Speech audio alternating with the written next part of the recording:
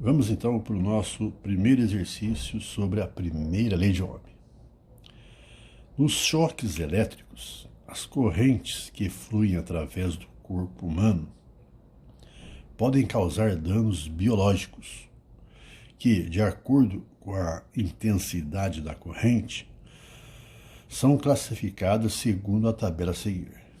Então, se você levar um choque de uma corrente elétrica de até 10 mA, você vai sentir dor e uma contração muscular. Agora, se essa corrente for de 10 mA a 20 mA, aumento das contrações musculares. Se for de 20 a 100, parada respiratória. Se for de 100 mA a 3 A, fibrilação ventricular, que pode ser fatal. Se for acima de 3 A, parada cardíaca, ok? Queimaduras graves. Então tá. Então aqui está a tabelinha e as consequências, os danos, né, que essas intensidades de corrente provocam no ser humano. Ok. Considerando que a resistência do corpo em situação normal é da ordem de 1.500 o quê? Ohms, né? Ohms. Estou dizendo que a resistência do corpo humano é da ordem de 1.500 ohms. Em qual das faixas acima se enquadra uma pessoa sujeita a uma tensão elétrica de 220 volts, ok? Então, se a pessoa tomar um choque elétrico em uma tensão de 220 volts, qual é a consequência?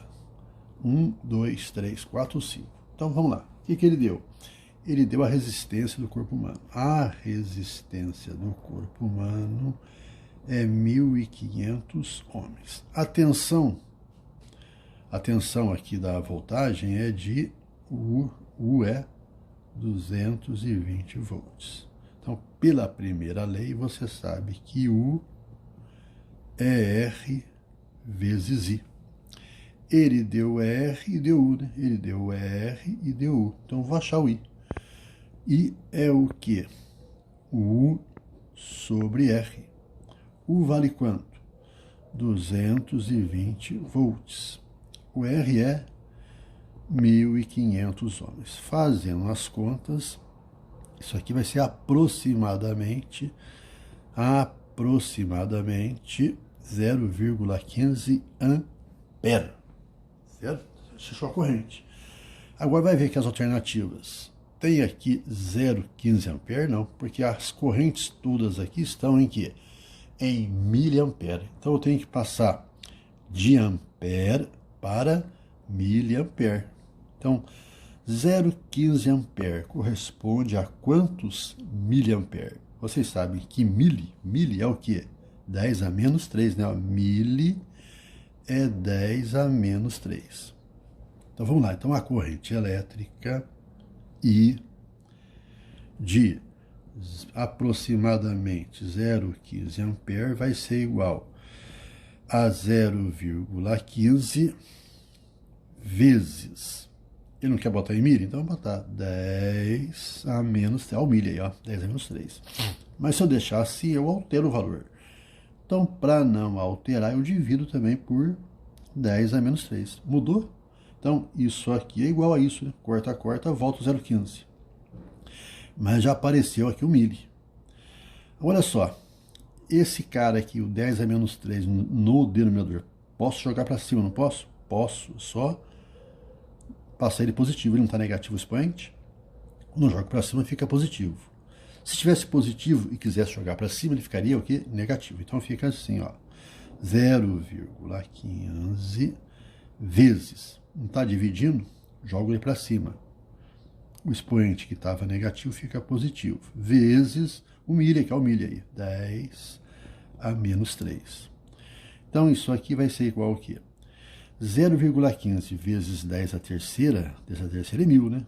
Vai dar quanto? 150. 10 a menos 3 não é o milha? Então, miliampere. Passei de ampere para miliampere. Ou seja, 0,15 ampere é o mesmo que 150 miliampere. Então, qual a alternativa correta? Vamos lá. 150 miliampere. Não é a 1 aqui, não é a letra A. 10 miliampere a 20 também não é, 150 é maior, né? De 20 miliampere a 100 miliampere ainda é menor.